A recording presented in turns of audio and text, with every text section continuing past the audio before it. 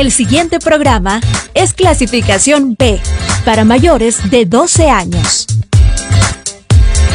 Dirección de Espectáculos Públicos, Radio y Televisión. Ministerio de Gobernación. A continuación, Lenguaje y Literatura. Primer año de bachillerato.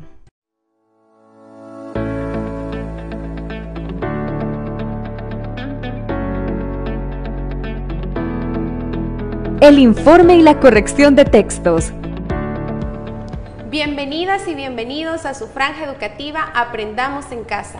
En esta ocasión profundizaremos en el tema del informe, el cual iniciamos la semana pasada. Para ello me acompaña nuestro amigo Oliver, quien también es docente en las teleclases. Bienvenido, Oliver. Gracias, Francisca, por la invitación. Me encuentro muy emocionado por estar aquí con ustedes para compartir un poco sobre el informe. Sí, fíjate que esta semana queremos concentrarnos en la redacción del informe y en algunas normas básicas de ortografía que están implicadas en el mismo. ¿Será que tú nos puedes ayudar? Sí, con el estudiantado de tercer ciclo hemos trabajado informes, conocemos la estructura, algunas características y hemos hecho varios ejercicios. Si quieres hacemos un ejercicio mental. Sí, me parece muy bien, Oliver. Está bien, todas y todos piensen en una película que les guste. A mí me gusta mucho La vida es bella. Está bien, retomemos esa película, La vida es bella. Pero antes de pasar, Francisca, a conocer más sobre la película, ¿podrías darme otras nociones que tengas sobre el informe? Sí, claro. El informe es un documento en el que recogemos información de forma sistemática, datos, resultados de una investigación y damos a conocer a alguien más esa información. Por lo general utilizamos lluvias de ideas, un resumen. Eso es lo que hemos presentado antes como parte del tema.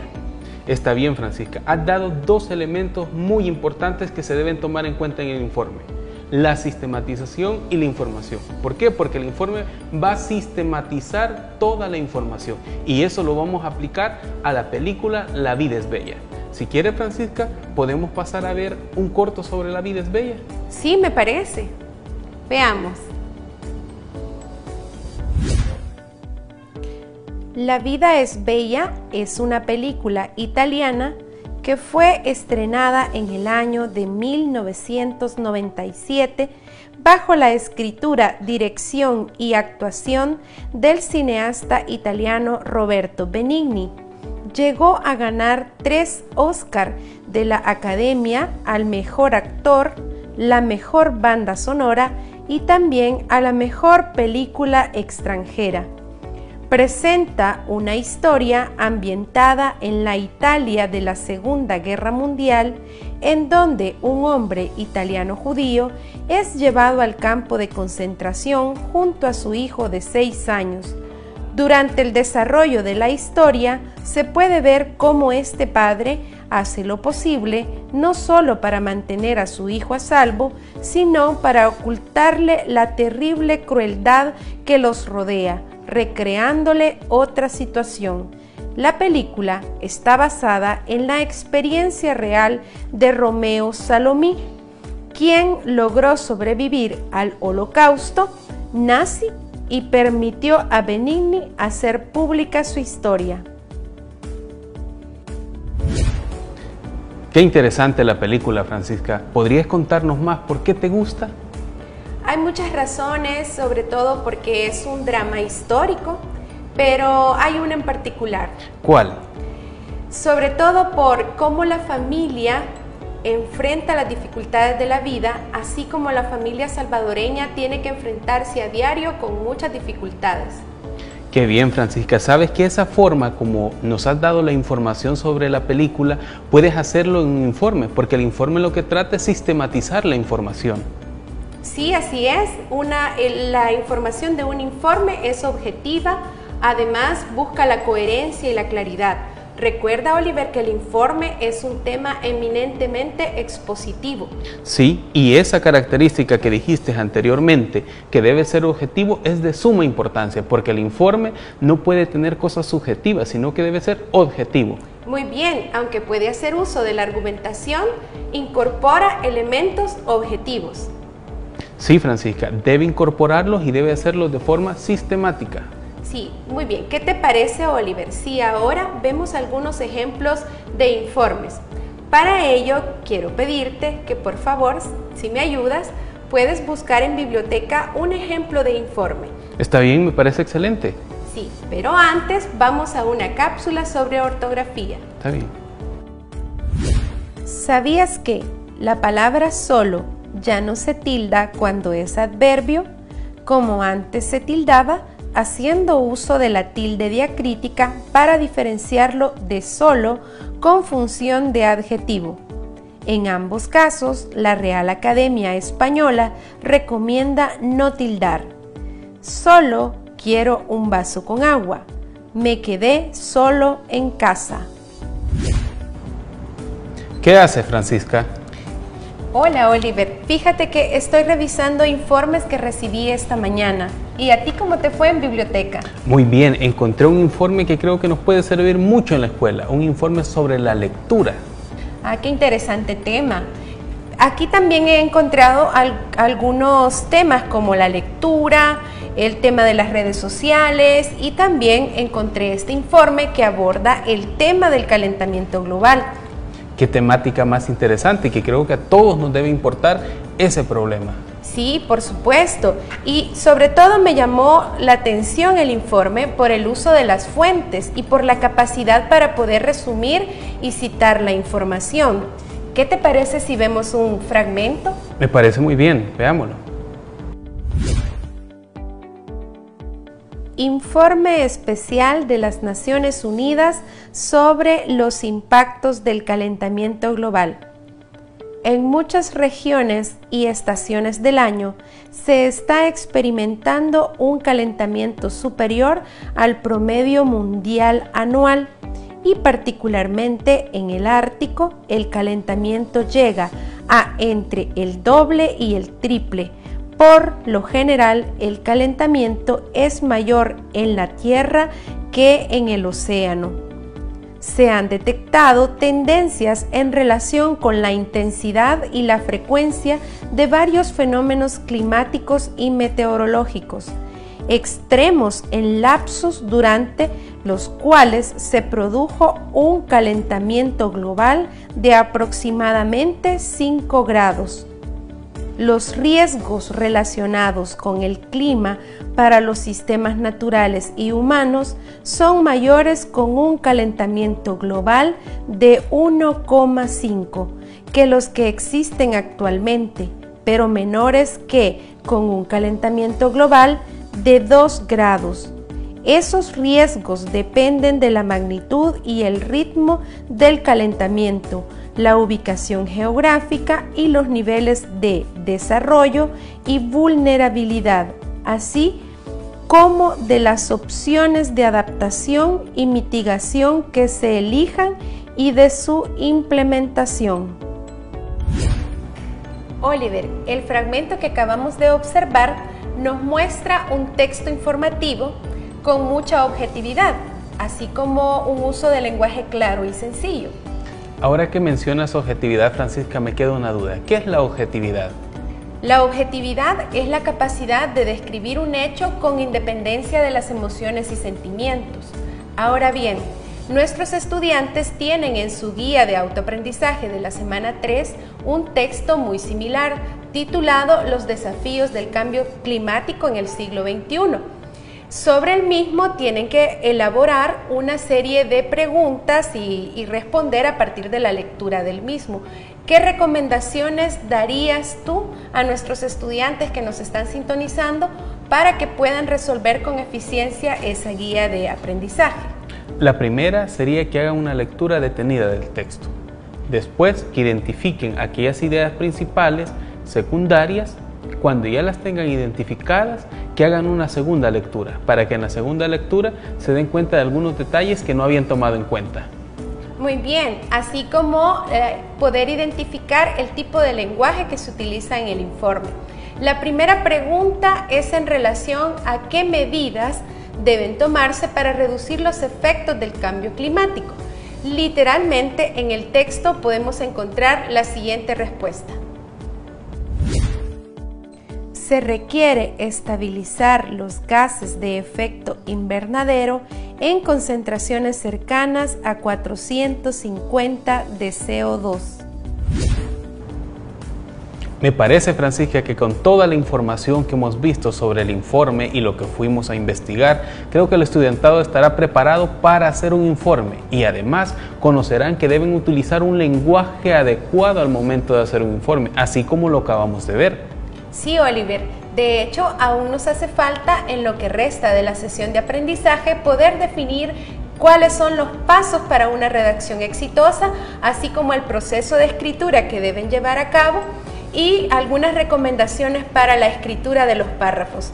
Pero antes no me resta más que agradecerte que me hayas acompañado en esta sesión de aprendizaje y que tal vez nos puedas acompañar en otra sesión. Está bien, muchas gracias y gracias a ustedes por invitarme a esta clase.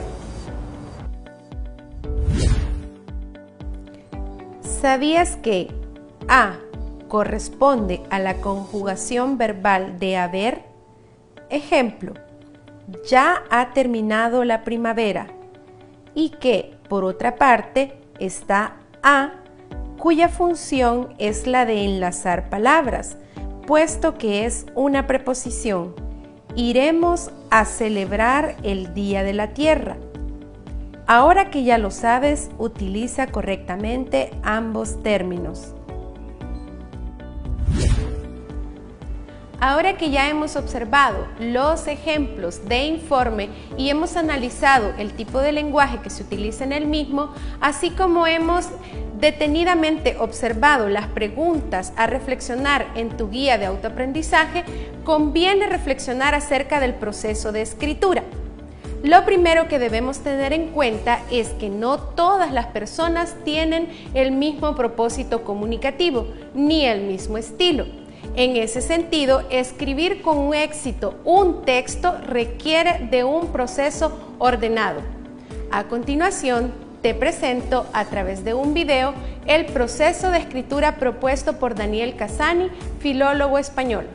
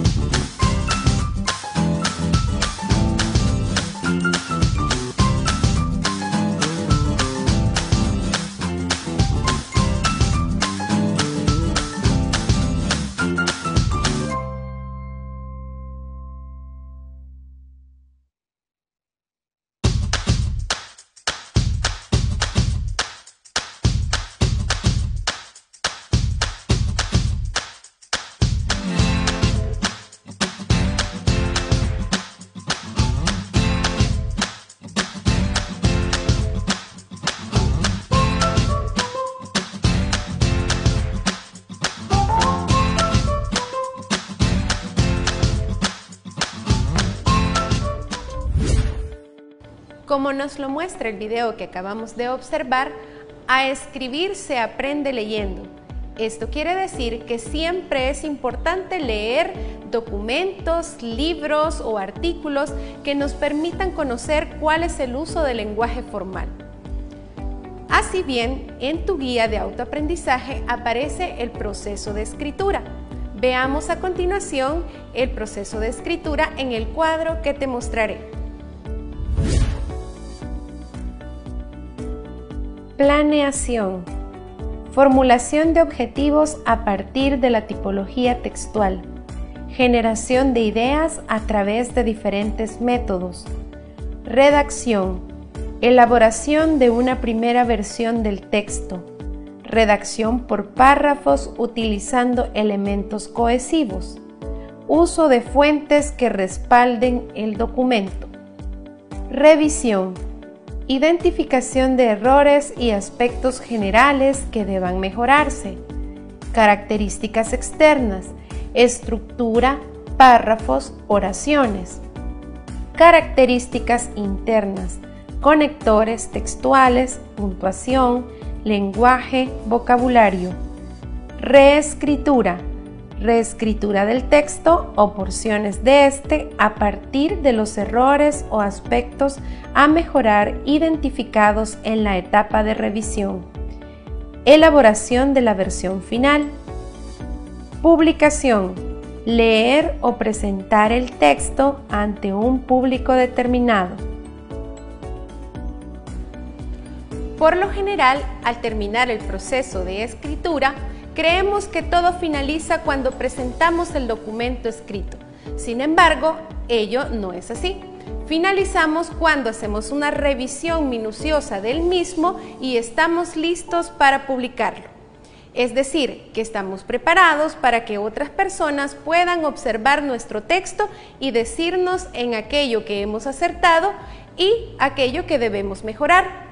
Ahora bien, te presento a continuación un video sobre algunos aspectos para mejorar el lenguaje, así como la redacción de tu informe.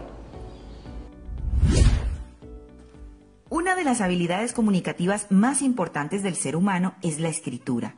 Con ella tenemos la oportunidad de trascender y hacer que nuestro mensaje permanezca vigente, incluso después de nuestra muerte.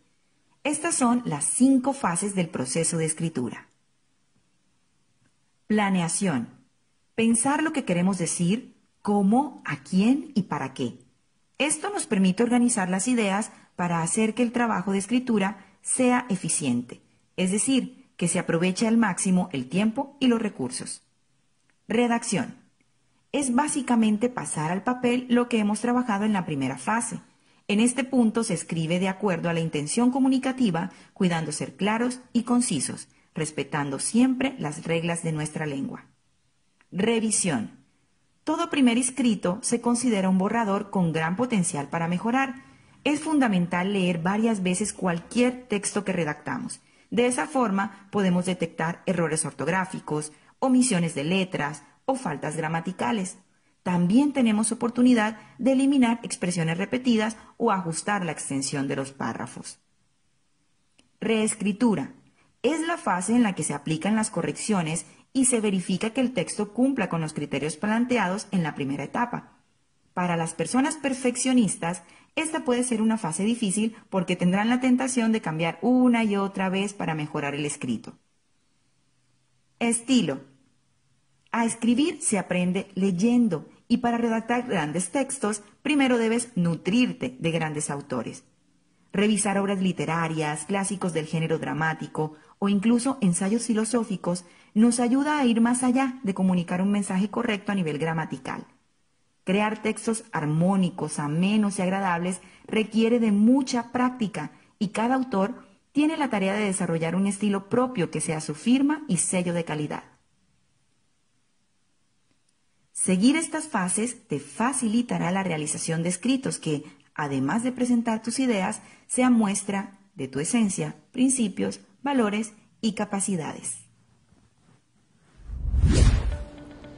Ahora nos concentraremos concretamente en la redacción. Para comenzar debemos definir qué es redactar. Redactar es escribir con un propósito comunicativo en mente. Redacción viene de dos palabras latinas, redactum, que significa compilar, y redigere, que significa poner en orden. Ahora bien, ¿cuáles son los pasos o pautas que nos permiten redactar? Veamos, la primera de ellas es pensar antes de escribir. Si bien es cierto, las palabras son importantes, pero son más importantes en la redacción las ideas. La segunda es ser claro y coherente. Utiliza las palabras precisas. No utilices perífrasis, no utilices cuantificadores como muy o mucho. Evita los adjetivos que no aportan mayor significado a tus expresiones. Por ejemplo, si te consultan qué piensas acerca de una película y tú dices es muy bonita, ¿qué quieres decir realmente con bonita? ¿Es entretenida? ¿Es amena? ¿Es interesante? Debes explicar tus afirmaciones. Ahora bien, a escribir se aprende leyendo. Lee. También es importante que escribas diariamente, que pidas a otros que lean lo que has escrito. Puedes también leer en voz alta tu texto. Redactar implica conocer los párrafos. Un párrafo es una porción de texto delimitada por una mayúscula y por un punto. Puede ser un punto y seguido, un punto y coma o un punto y final del cierre del párrafo.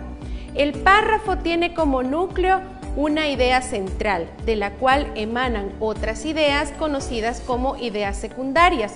Para redactar un párrafo, lo primero que debemos tener presente es cuál es nuestra idea central. De ella dependerán el resto de ideas. Para conocerlo mejor, veremos ahora un ejemplo retomado de un fragmento del discurso del Premio Nobel de la Paz Malala Yousafzai 2014. Veamos.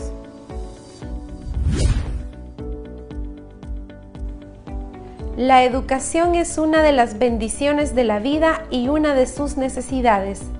Esta ha sido mi experiencia durante mis 17 años de vida. En mi hogar, en Swat Valley, al norte de Pakistán, siempre me ha gustado la escuela y aprender cosas nuevas. Recuerdo cómo mis amigas y yo decorábamos nuestras manos con henna en ocasiones especiales. En lugar de dibujar flores o diseños, pintábamos nuestras manos con fórmulas matemáticas y ecuaciones. Teníamos sed de educación porque nuestro futuro estaba allí, en aquella aula. Allí nos sentábamos y leíamos y aprendíamos juntas. Nos gustaban nuestros uniformes limpios y arreglados y nos sentábamos allí con los ojos llenos de grandes sueños. Queríamos que nuestros padres se sintieran orgullosos y demostrar que podíamos destacar en el estudio y alcanzar cosas que algunos piensan que solo pueden alcanzar los chicos. Como hemos podido observar en los ejemplos anteriores, en cada uno de ellos la idea principal aparece al inicio. Ahora observaremos un ejemplo donde la idea principal no está al inicio, sino que está en medio del párrafo. Veamos a continuación un ejemplo tomado de un fragmento del informe sobre el flujo migratorio en Centroamérica y República Dominicana. Veamos.